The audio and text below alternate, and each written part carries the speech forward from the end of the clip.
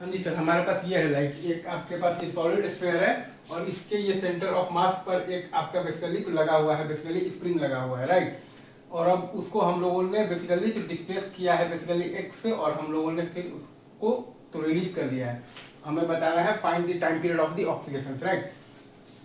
Again pure rolling on the F, मतलब कि on the stationary ground है, तो जब रिलीज करेंगे तो v is equal to omega r, zero is equal to zero है, v भी जीरो और ओमेगा भी जीरो। तो सिर्फ स्टैटिक फ्रिक्शनल फोर्स खुद को ऐसे एडजस्ट करेगा ताकि v is equal to omega r तो है ही, और इसके साथ साथ आपका basically a is equal to alpha r भी हो जाए और v is equal to omega pure rolling maintain रहे। तो a is equal to alpha r हमें लगाना है यहाँ पर, जो भी हमें लगाना है ना कंडीशन वो यही है basically, a is equal to alpha, right sir, is it true.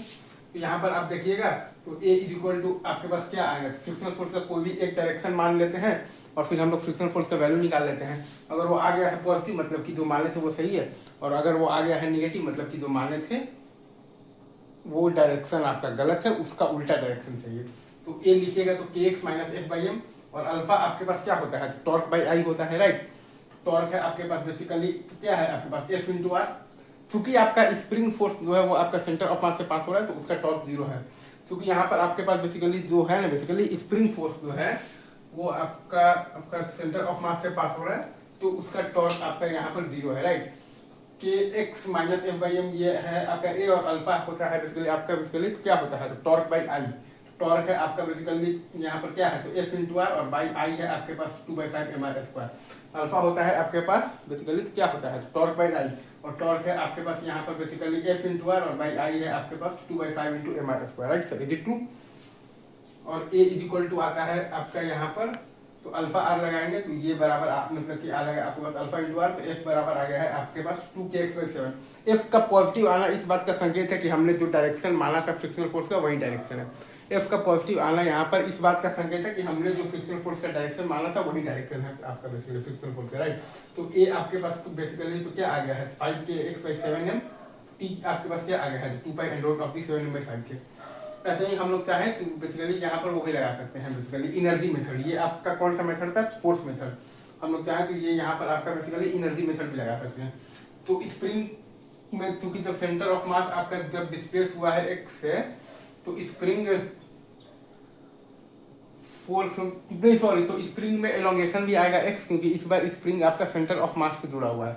Centre of मास को एक्स से अगर आप डिस्प्लेस करेंगे तो स्प्रिंग में भी एलोंगेशन आपके पास एक्स ही आएगा, हाफ इंटू के इंटू एक्स स्क्वायर, और प्लस है आपके पास ये आपका 7/10 mv स्क्वायर, ये आपका जो आया है ना, ये ट्रू,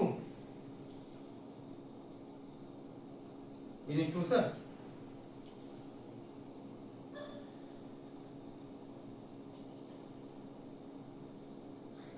ये आपका जो 7/10 mv स्क्वायर आया है, ये आपका बेसिकली जो system ground is equal to आपके पास क्या आता है, system with respect to centre of mass, और प्लस आता है आपके पास सेंटर ऑफ मास तो विद रिस्पेक्ट टू ग्राउंड।